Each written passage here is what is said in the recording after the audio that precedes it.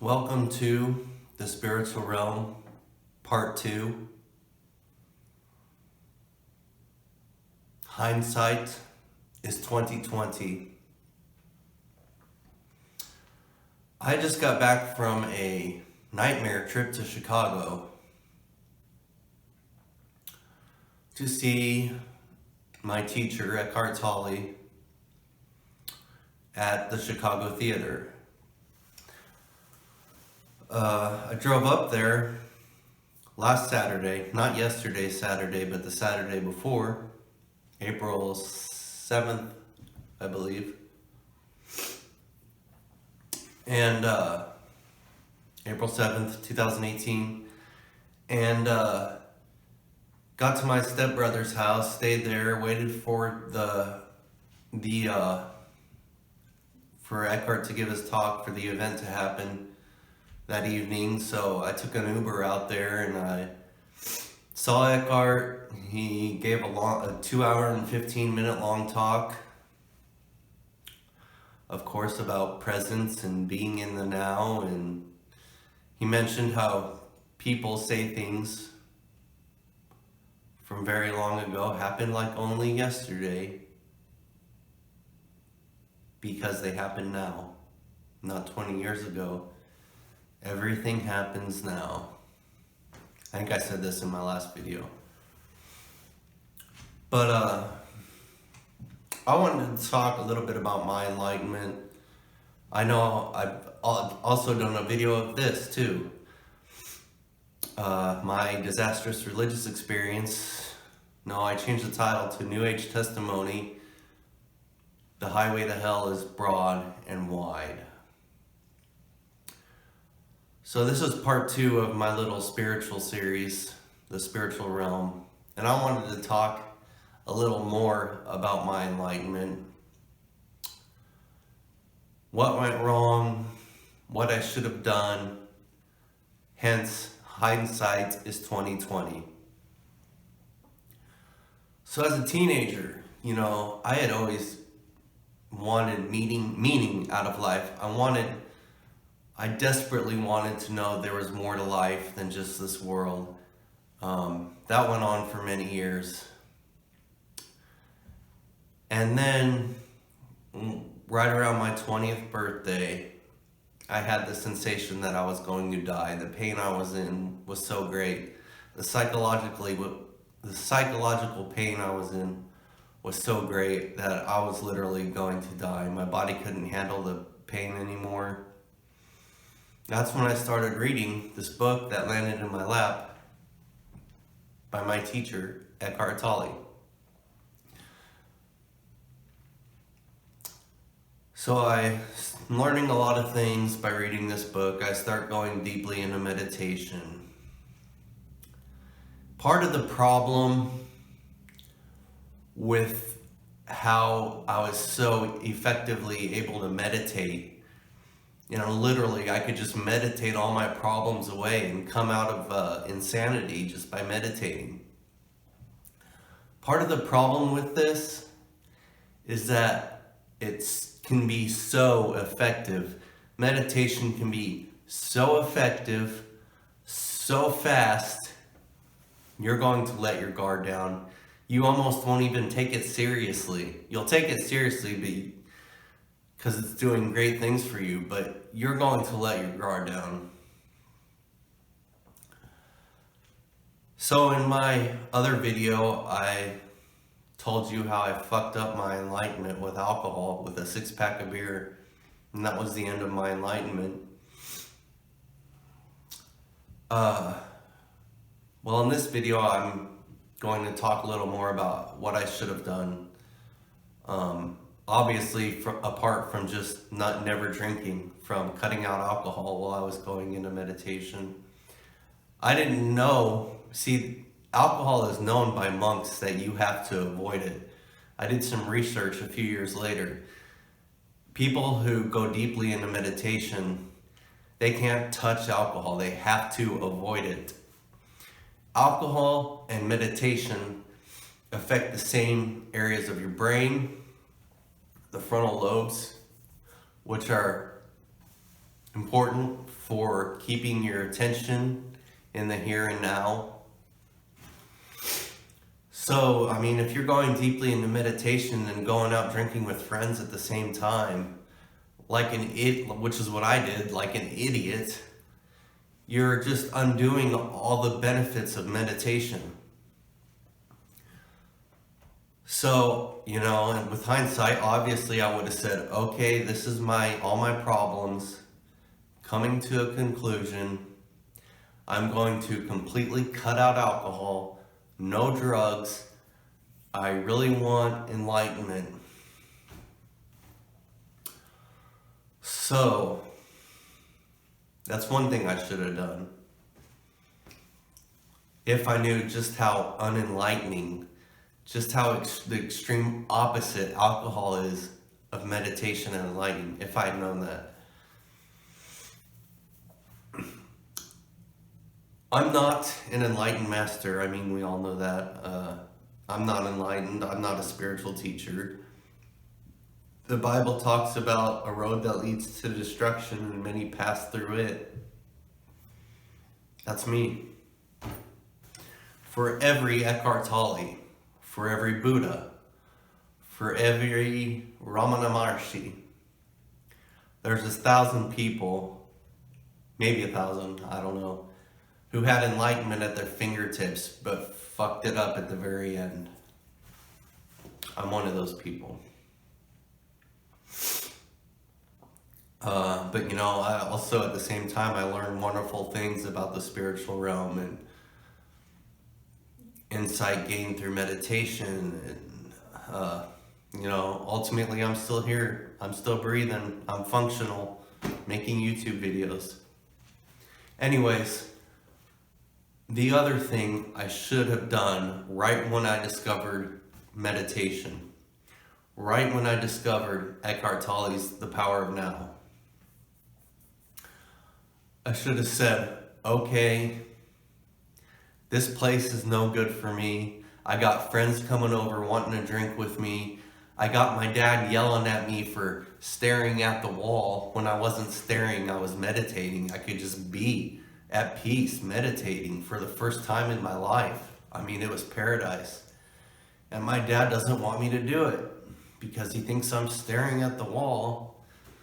So he kept telling me to take the medicine, take these antipsychotic medicine that dampen your thinking and completely block out the spiritual realm. They will completely make it to where you can't meditate. I mean, it's just not possible to meditate on antipsychotic medication. So I get back on the medicine and I beg him, please, Dad, just let me meditate. Please, I'm having to beg him to let me meditate, to let me straighten out my thinking and find inner peace. Because he doesn't believe in that stuff. He's a very science person. And, you know, all meditation and enlightenment, that's just all bullshit. You know, that's what he thought. So, I'm having to argue with him. Okay, how about just for a little bit you let me meditate? All right, whatever. So I did that, and you know, I'd meditate and be happy, and eventually you're staring at the wall. Is that what you want, is to stare at the wall for the rest of your life? So this is what I should have done. Right when I discovered meditation,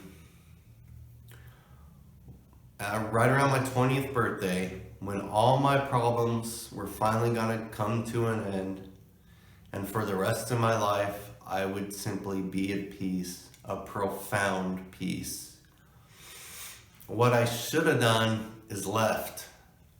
With my book, The Power of Now, I should have gotten in my truck. I should have drove to some remote area of, I don't know, maybe Southern Illinois. Hell, maybe gone way out west and try to find other spiritual people who meditate and just be with them. And, I wouldn't have my dad shoving the pills down my throat. I wouldn't have my idiot friend coming over with drugs, wanting me to take them with him.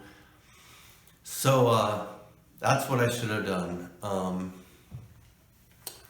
When I first discovered meditation when I was 20 years old, should have gotten in my van and just took off.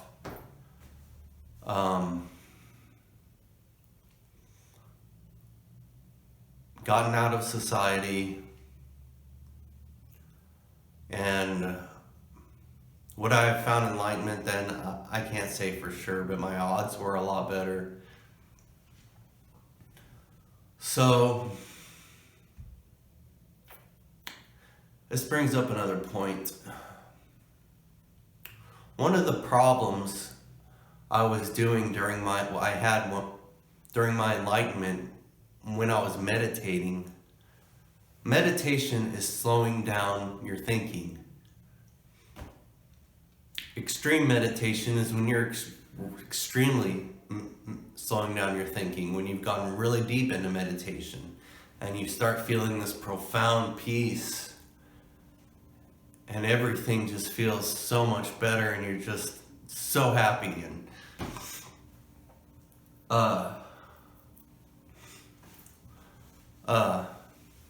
where was I?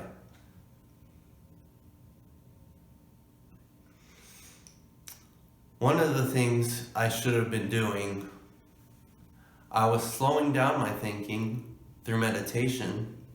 Thought and time are the same thing. So slowing down your thinking gets rid of the illusion of time, past and future, and puts you in the now. That's why it brings you inner peace. But one of the other things I should have been doing while I was meditating, slowing down my thinking, is I should have been doing more thinking. Like, this is the conclusion of my life. I know there is a hell. I know there is a heaven. I'm going to reach a point in meditation where I can choose between heaven or hell. Do I want heaven? Do I want hell? Do I want to suffer? Do I want to be in a state of eternal bliss? So, more contemplation.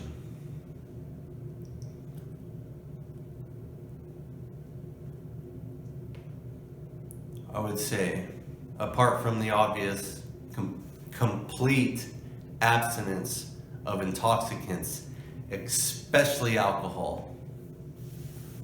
So I would have gone somewhere way far away where no one from my hometown could bother me, and I would have been away from alcohol and some, who knows, maybe I could have found like some hippie. I don't know, no, not hippie, that's not a good thing. Some spiritual community or something, or just gone out, wandered out in the woods somewhere in some forest, just meditating until I was enlightened. That's what I should have done. So,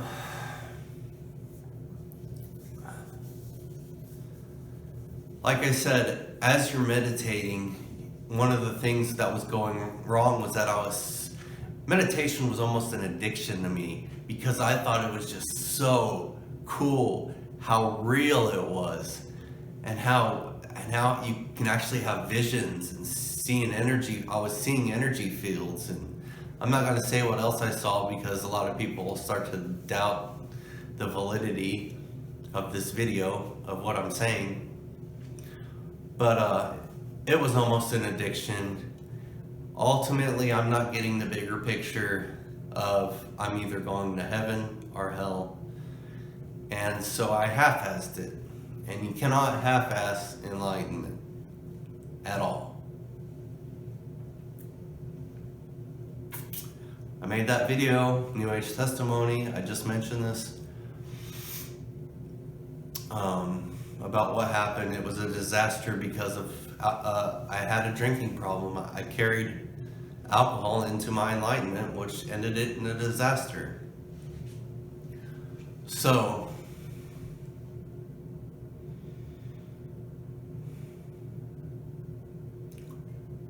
Do some thinking when the spiritual teaching has arrived, when you are ready for the teaching, when your psychology is ready for radical inner transformation, as Eckhart puts it, when you start slowing down your thinking, at the same time, do some thinking. Make sure you know that the extreme danger you're in. This won't just mess up your life if you fuck it up. This will mess up your eternity if you really fuck up. So, like I said, I'm not a spiritual teacher. If you want to listen to me, that's okay. That's great. But I'm not enlightened. I don't have all the answers.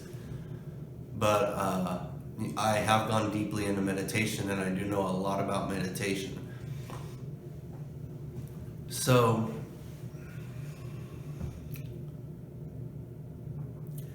hindsight is 2020. Those were the two things I would have done during my enlightenment. Because at the beginning of my enlightenment, when I first got into meditation, I had no idea how fucked up in the head I was. I mean, literally.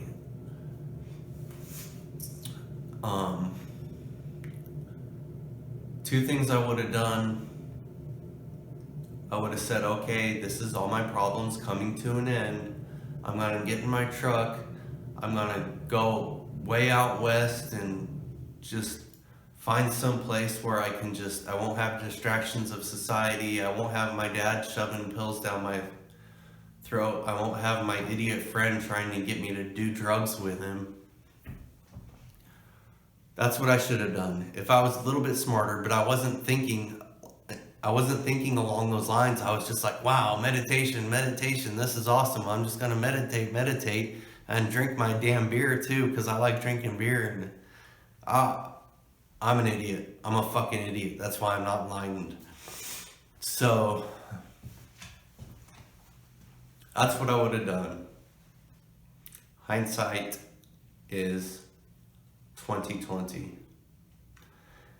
Another problem is, since I was 20 years old, living in a Midwestern town in America, in this culture, what young person doesn't drink a lot of beer with his friends? And that was a very unfortunate part of this society, of the world, of many societies, is that younger people drink a lot. I would suspect this may be why Christ calls it conquering the world, because it literally is conquering the world.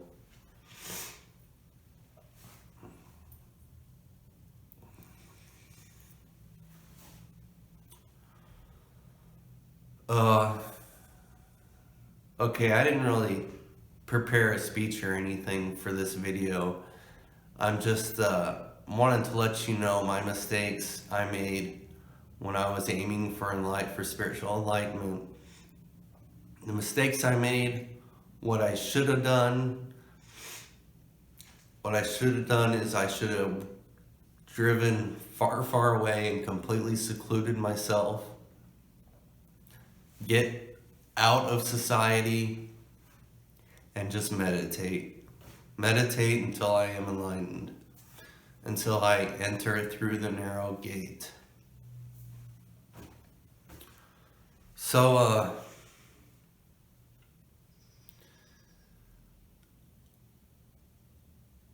I don't know if meditation will ever come back to me or not. Probably not. I fucked up. But that's the best advice I can give to anyone who stumbles upon Eckhart Tolle's book, The Power of Now. Do some thinking. Don't get so engulfed into meditation that's all you're doing. You got to do a lot of thinking too. because an inner transformation, you don't have a lot of time. Um, and maybe just a few months before you can make it to enlightenment. And so you really need to do a lot of thinking. Think about getting into heaven. Do you truly wish to get into heaven? Think about, do you really want to be in the environment you're at right now when you got friends coming over with alcohol? And no, like I said, I would have just taken off. I would, if I was smart, I would have said, okay, I've got something special here. I'm getting the fuck out of here where I can just do this on my own with no distractions, no idiot friends coming over wanting me to do drugs with them. Because if you fuck this up, then your life's gonna be fucked up, which is what happened to me. Hindsight is 2020.